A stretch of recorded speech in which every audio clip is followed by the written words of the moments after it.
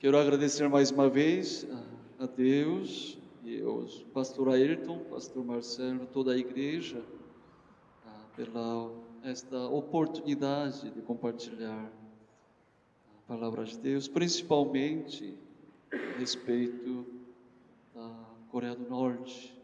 E realmente meu coração está cheio de gratidão pela igreja brasileira. Eu soube que muitas igrejas brasileiras estão intercedendo pela Coreia do Norte. E eu me lembro que mais ou menos 7 anos atrás, acho que 7 anos atrás, também a missão Portas Abertas mobilizou, acho que um mês de oração pela Coreia do Norte. Eu me lembro. E eu realmente agradeço a Deus por isso e também a igreja brasileira.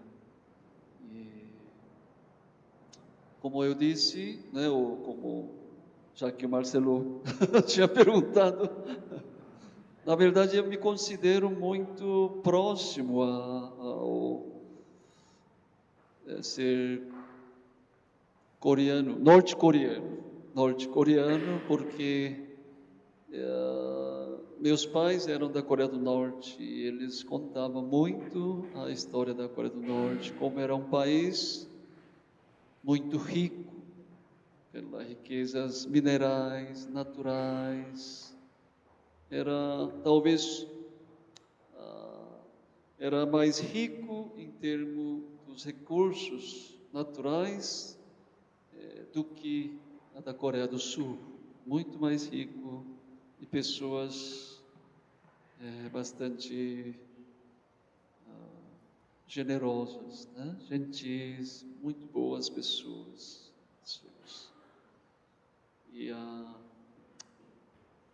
Então hoje à noite, na mensagem, eu vou compartilhar mais a situação da Coreia do Norte. E como acho que vocês já conheceram, né, através da missão Portas Abertas, que a Coreia do Norte é o país número 1, o país mais perseguido do mundo, pela 17ª vez seguidamente, pela missão Portas Abertas, desde 2002. É um povo muito sofrido, talvez o povo mais sofrido do mundo, com muita miséria, sem liberdade nenhuma. Eu falei que se fosse norte-coreano, ele não poderia estar aqui, porque não tem liberdade de sair do país.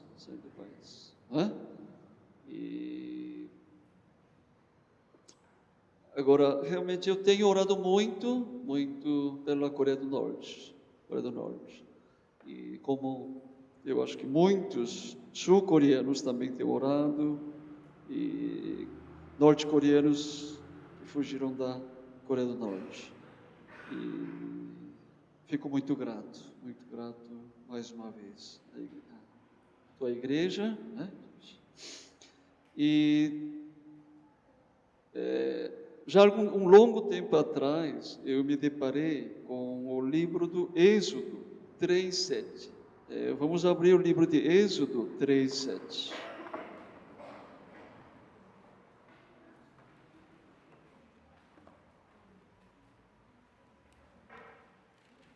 Capítulo 3, Êxodo.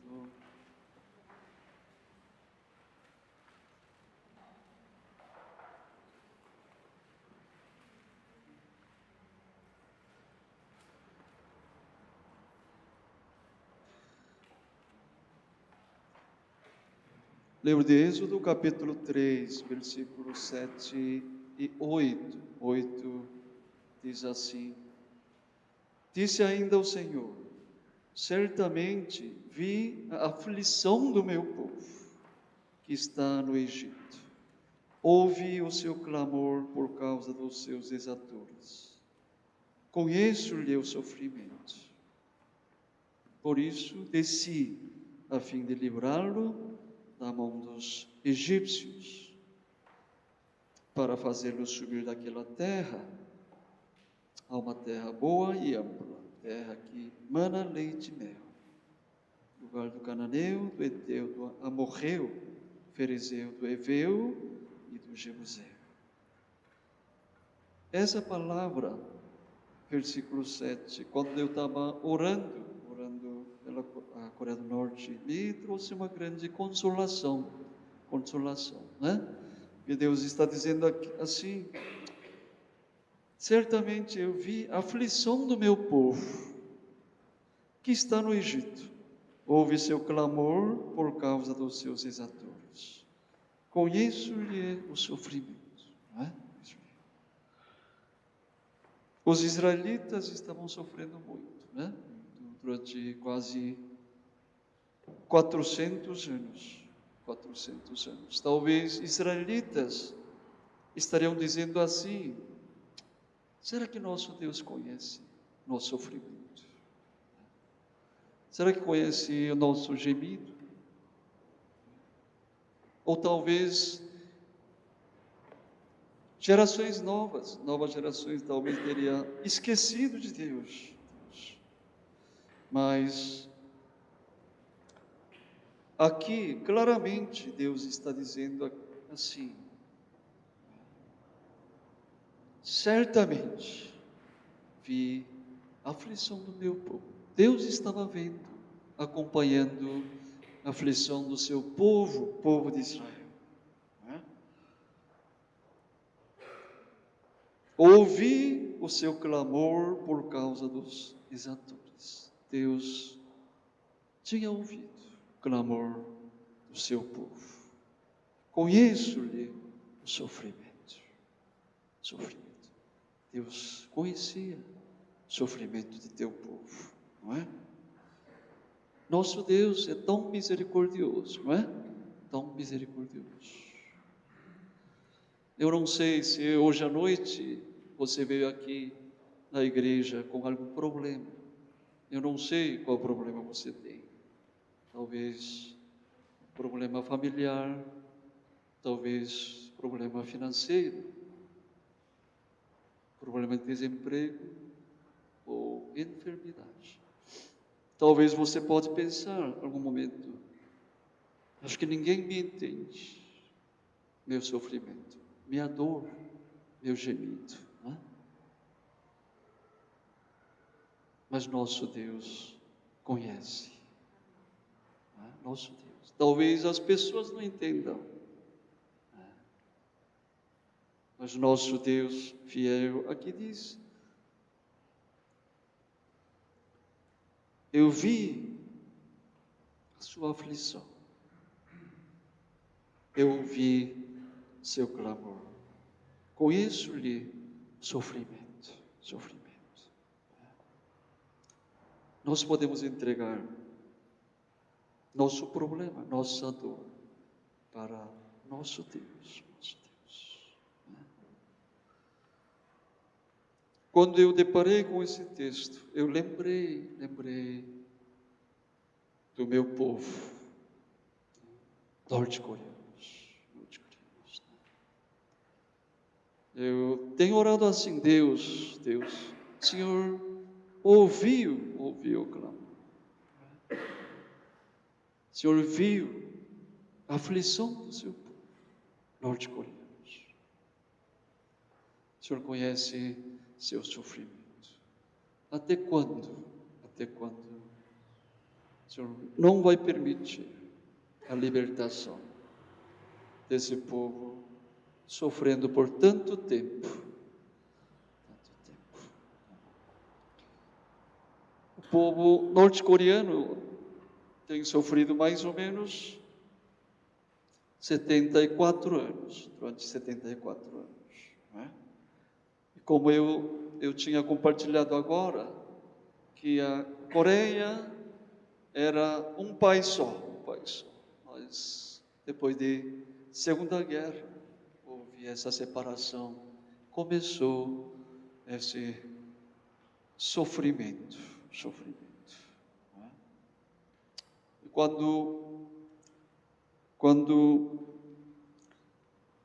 o governo comunista tomou o poder, eles perseguiram, mataram todos que eram contra seu regime.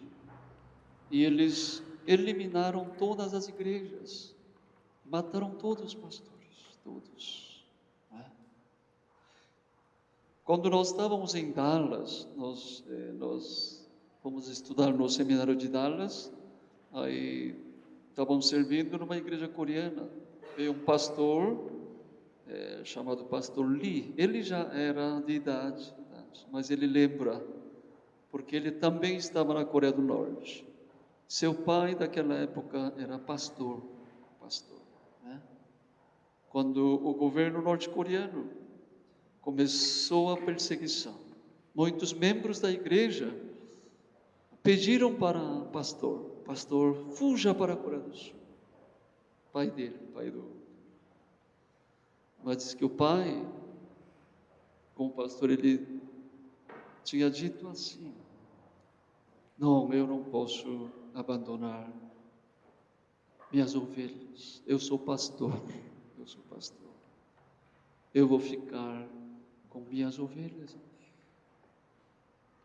E depois de algum tempo, ele foi executado, pai dele, pastor.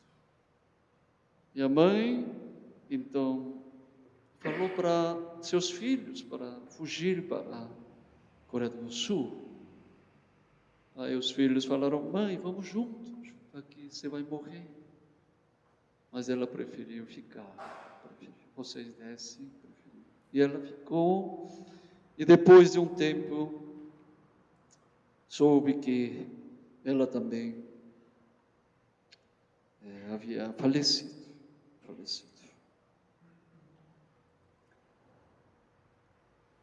E também, por causa disso, a separação de muitas famílias separadas. Como eu tinha dito, eu falei sobre a minha família, mas há muitas famílias separadas, sofrendo. Coreia do Norte é um país totalmente fechado, não tem como sair de lá. Não tem nenhuma liberdade religiosa, não tem. Não é? Por que não tem? Porque, na verdade, esse fundador do regime comunista da Coreia do Norte, chamado Kim Il-sung, ele é venerado como um deus pelos norte-coreanos lá.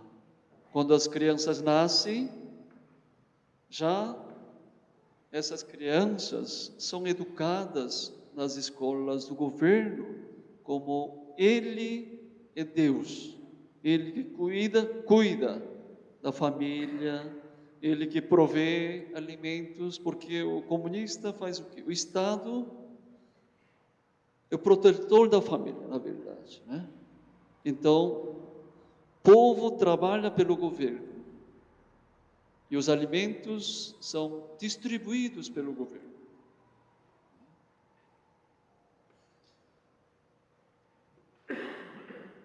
E então, essa família Il-sung-kim é venerada como divindades lá.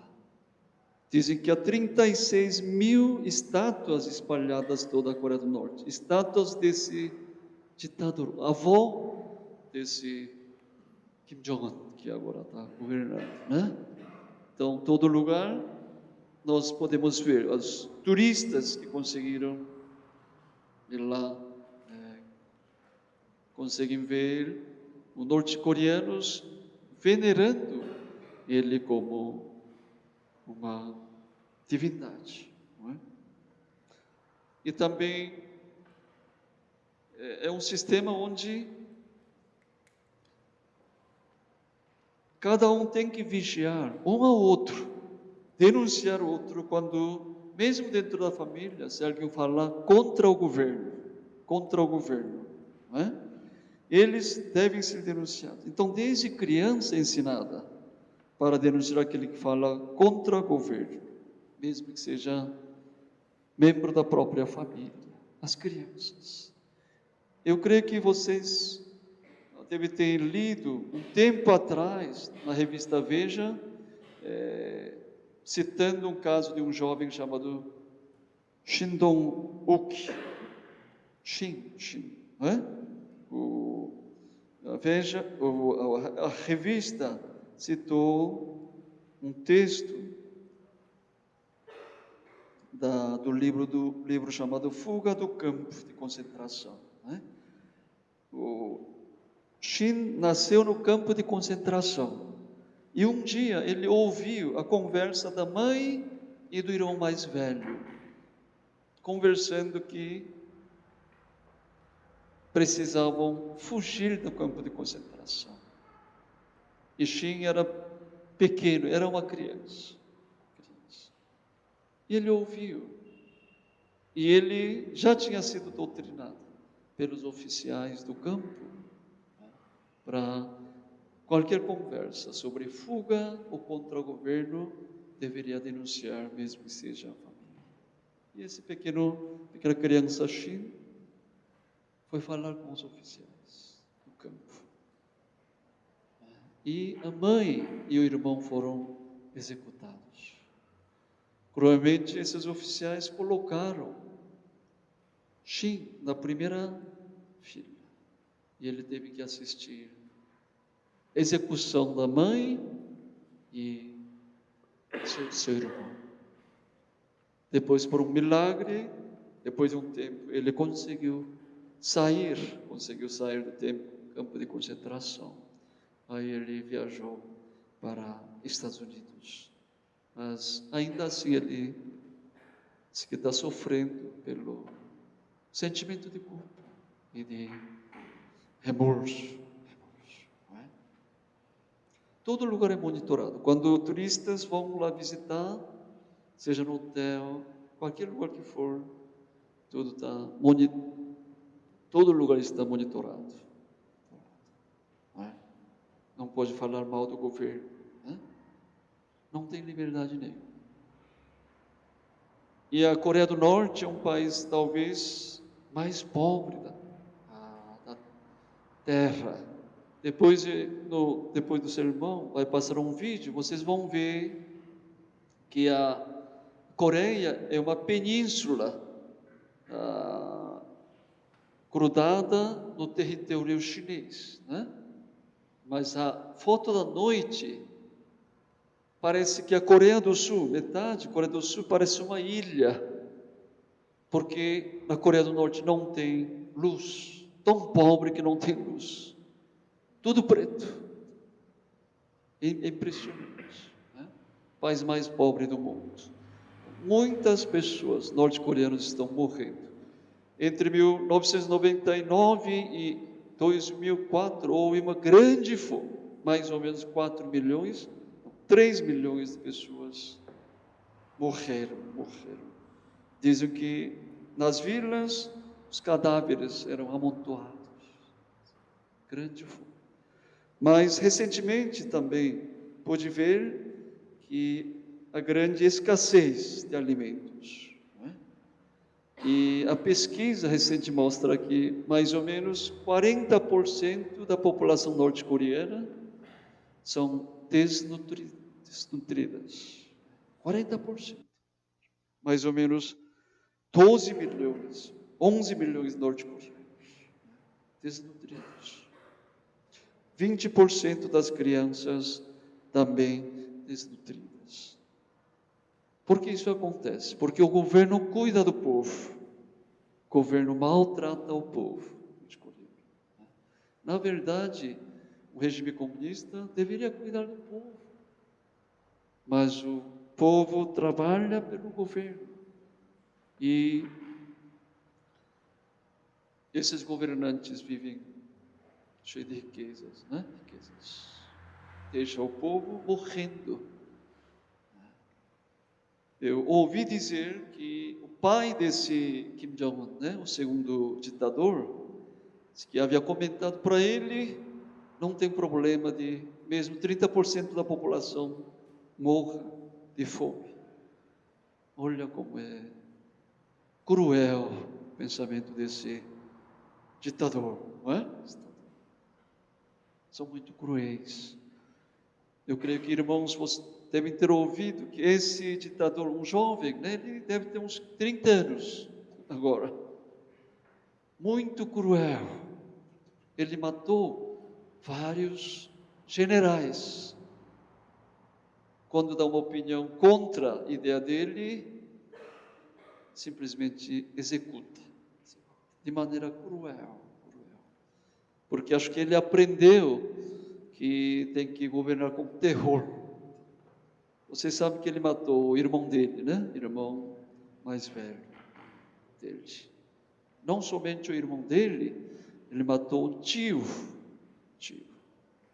Tio, na verdade, foi deixado como tutor dele pelo pai, seu próprio pai, porque o tio dele era um homem muito experiente, e um homem que conseguia ver o futuro. E o pai, o ditador, deixou ele como tutor. Se ele tivesse vivido, eu creio que a situação da Coreia do Sul e Coreia do Norte teria melhorado muito. Mas só porque esse ditador começou a desconfiar, a autoridade dele mandou executar. Colocou qualquer motivo para ser executado. Então nós podemos ver como a situação da Coreia do Norte, né? E refugiados na China, né? Eu já falei, como alguns falam que, mesmo estando na Coreia do Norte, de alguma maneira iriam morrer, então preferem atravessar o rio que separa, Rio do Man, né? Chamamos, separa da Coreia do Norte e China, mesmo morrendo, porque se o soldado, guarda, descobrir, eles atiram, matam, né? Há muitas mortes realmente, mas preferem atravessar, mesmo correndo risco, porque sabe que lá na China tem alimentos. Então eles vão lá para trazer, pegar alimentos para trazer, a fim de sustentar sua família, né? Então tem aumentado cada vez mais. Mas há muitos perigos nisso, né? Muitos perigos. Mas graças a Deus, há cristãos fiéis lá, não é? Cristãos fiéis. Aqui a missão Porta Aberta, né? Acho que no site eles colocaram a estimativa que na Coreia do Norte, aproximadamente, a população da Coreia do Norte é de 25 milhões e aproximadamente 1,2%, né, que corresponde mais ou menos 300 mil são cristãos. Isso, na verdade, quase impossível de imaginar, porque ser cristão na Coreia do Norte significa morte. Ou são executados na praça pública para aterrorizar o povo, ou eles são mandados para campo de trabalhos forçados. Eles não dão muita comida, tem que trabalhar horas e horas. Quase não há esperança de sair de lá vivos.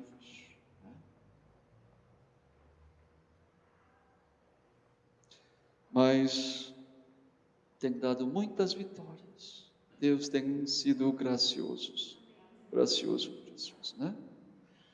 E tem um livro editado pelo Novo Horizontes, que aqui tem a missionária, aqui tem Novo Horizonte, né? Tem um livro muito conhecido, inclusive o pastor Ayrton diz que leu, né? Que é chamado Os Olhos de Animais Sem Cauda, né? Os Olhos de Animais Sem Cauda. É um livro muito tocante. Lá quem conta é uma senhora chamada Sunok Lee. E ela era uma comunista fiel ao Partido Comunista. Só que num dia, na distribuição de roupa, ela negou ao superior, mais um pedido, o pedido de mais um jaqueta, né? Mais uma vestimenta. E na verdade era proibido, né? Só que esse chefe ficou indignado e colocou ela na prisão. E aí ela, então, entra na prisão feminina. E lá era um terror, o livro conta, terror. Né? E porque o título é Os Olhos de Animais Sem Cauda, porque lá os carcereiros chamavam prisioneiras como animais, tratavam como animais, não como seres humanos. E lá ela conta que encontra um grupo estranho das mulheres. Esse grupo, os oficiais ordenaram para elas viverem só olhando para baixo. Elas eram proibidas de olhar para cima, porque oficiais achavam que elas recebiam poder de cima. Quem eram elas? Cristãos. Até os oficiais cruéis sabiam que os cristãos recebiam poder de cima, poder do céu. E lá ela conta que frequentemente as cristãs eram chamadas para negar Jesus Cristo. Se não negasse, iriam ser mortas. Mas ela nunca viu uma cristã negar Jesus. Preferia morrer, viver para Jesus Cristo.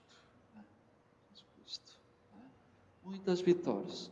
E depois ela, por milagre, ela é solta e depois foge para a Coreia do Sul, encontrou Jesus lá. E ela vive pregando sobre a situação dos norte-coreanos, sofrendo, não é? Dos vitórias. E também, eu creio que vocês devem ter visto esse vídeo que no ano 2010, em Cape Town, lá na África do Sul, tinha uma conferência de Lausanne, não é?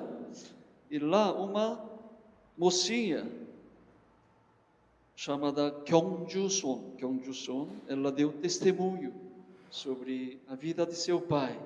Não é? O pai dela era assessor muito próximo ao pai desse Kim Jong-un, o segundo, quando ele era vivo.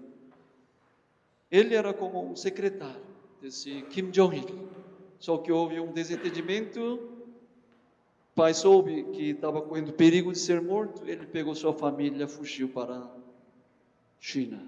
E lá encontrou, eles foram acolhidos pelos missionários. Eles conheceram Jesus. Mas depois de 6 meses, a mãe morreu por causa de leucemia. Não é? Mas a família tinha aceitado Jesus. E o pai queria entregar sua vida e queria voltar para a Coreia do Norte, porque sabia que a única esperança para norte-coreanos era Jesus Cristo, aquele povo que sofria tanto aqui na terra. Então, mas nesse meio tempo ele foi pego pelos polícia chinesa, e ele foi deportado para Coreia do Norte, foi enviado para campo de concentração. Por milagre, ele foi solto, conseguiu fugir para a China. Mas ele foi discipulado pelos missionários, né? Mas ele não perdeu esse desejo de ele querer voltar, atravessar o rio, voltar para o Norte-Coreia, para a Coreia do Norte. pregar o Evangelho de Cristo Jesus, mesmo sabendo que ele ia morrer, né? Ele ia morrer. Ele tinha a opção de, junto com a filha, vir para a Coreia do Sul, viver uma vida segura. Mas ele queria dar esperança verdadeira, porque como vocês oraram, norte-coreanos não têm esperança viva no céu, né? Então ele decide voltar para a Coreia do Norte. E ele voltou. E a filha depois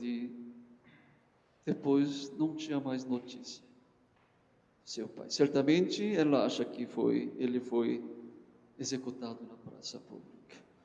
E ela conta lá no testemunho, que um dia antes ela ir para a Coreia do Sul, ela estava no consulado da Coreia do Sul. Ela disse que teve um sonho onde apareceu Jesus Cristo. E Jesus disse que seus pais estão no céu, mas eu vou cuidar de você. E ela quer estudar ciência política para ajudar seu povo norte-coreano. Então, realmente, essa perseguição norte-coreana fez a igreja crescer, ser purificada como ouro puro, né? E aqui, contando mais uma história, eu vou querer terminar. Uns 10 anos atrás, os trabalhadores do governo estavam trabalhando na expansão da estrada numa cidade chamada Koksan, né? E foi descoberta por acaso uma caverna, porque na Coreia do Norte só existe igreja subterrânea, igreja secreta. E por acaso foi derrubado e apareceu uma caverna onde havia 100 e poucos cristãos reunidos para cultuar a Deus. E o governo, como já havia dito, decretado que todos que reunirem para culto religioso serão executados. Então eles decidiram aplicar esse decreto. Então, pouco a pouco, os cristãos foram enforcados. E era a vez de um adolescente de 13 anos. O executor colocou a corda no pescoço do garoto. E ele, assustado, começou a tremer e começou a chorar. E parecia que ele estava procurando alguém, multidão. Por um instante, o executor teve pena desse garoto. Aí perguntou se estava procurando a mãe. E ele respondeu sim. E o executor perguntou quem era a mãe desse garoto. E a mãe veio correndo, segurou a mão do filho e disse: meu filho, daqui a pouco vamos para o céu. Aguenta, filho, daqui a pouco vamos encontrar Senhor Jesus. Aguenta mais um pouco, com coragem. Ao ver uma mãe falando desse jeito, o executor ficou bravo e chutou a cadeira, e o garoto ficou pendurado. Tentou com toda a força segurar a corda, não querendo morrer. Então a mãe disse: meu filho, vamos perdoar esse tio executor. Vamos nos encontrar no céu. Ouvindo a mãe, o garoto soltou a corda que segurava. E em menos de 30 segundos ele morreu. Próximo era a vez do seu irmão mais velho, 14 anos. Mas ele veio firmemente para a frente, subiu para o enforcamento, sem nenhuma hesitação. E disse: mãe, obrigado por ter me ensinado sobre Jesus. Obrigado por ter me ensinado sobre o reino de Deus. Mãe, vamos encontrar no céu daqui a pouco. E virou para o executor e disse: Senhor, crê em Jesus, vem para o céu. O céu realmente existe.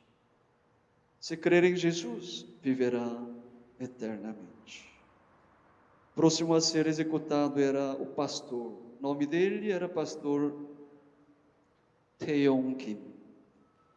Dessa vez o executor, muito irritado, mandou trazer o rolo compressor, que era usado para aplanamento do asfalto. Mandou tirar a roupa do pastor.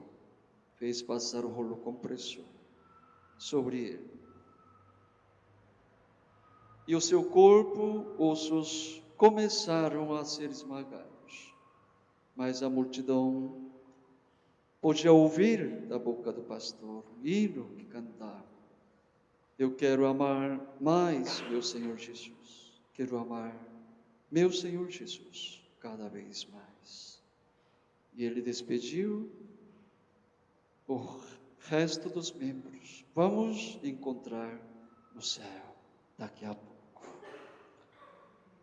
Não foi um acontecimento muito antigo, relativamente recente, 10 anos atrás. Nós sabemos que agora eles estão no céu. Os norte-coreanos, apesar dessa tribulação, perseguição tão terrível, eles tinham essa convicção da esperança viva, né? Tinha a convicção da esperança viva, né? Por isso podem vencer essas tribulações. A esperança viva que Pedro fala na primeira carta, né? Eu vou ler 1 Pedro 3:7. 1 Pedro, capítulo 1, versículo 3.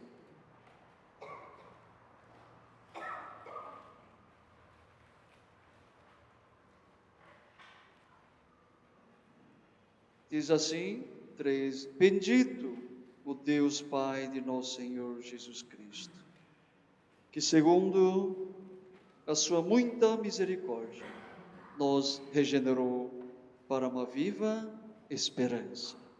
Nos regenerou para uma viva esperança, mediante a ressurreição de Jesus Cristo dentre os mortos, para uma herança incorruptível, sem mácula e imarcessível, reservada nos céus para vós outros, que sois guardados pelo poder de Deus, mediante a fé, para a salvação preparada para revelar-se no último tempo. Nisso exultais, embora no presente, por breve tempo, se necessário, sejais contristados por várias provações, para que, uma vez confirmado o valor da nossa fé, muito mais preciosa do que o ouro perecível, mesmo apurado por fogo, redunde em louvor, glória e honra na revelação de Jesus Cristo. A esperança viva deles, que tem sustentado os norte-coreanos diante dessa tribulação, tão grande tribulação. Talvez, de certo modo, talvez eles sejam mais abençoados do que nós, não é? Porque a perseguição faz com que eles possam ter essa convicção mais firme da esperança viva nos céus, podendo caminhar firmemente. E uma vez, um líder norte-coreano, um líder da igreja norte-coreana disse: Deus nos deu uma visão. A perseguição que nós enfrentamos atualmente é uma preparação para a nossa missão futura. Ajudar a igreja perseguida em outros lugares. Que o nome do Senhor seja glorificado. Vamos orar. Senhor, muito obrigado pela tua esperança viva que está em Cristo Jesus. É uma esperança que nada do mundo pode nos tirar. Senhor, nossa oração é que essa esperança viva possa chegar ao povo norte-coreano que ainda não conhece Jesus Cristo. Nossa oração é que o Senhor fortaleça teu povo norte-coreano, a igreja de Cristo Jesus, debaixo da perseguição severa, possa perseverar firmemente, glorificando o nome do Senhor até o fim. Assim nós oramos, agradecidos, em nome de Jesus. Amém.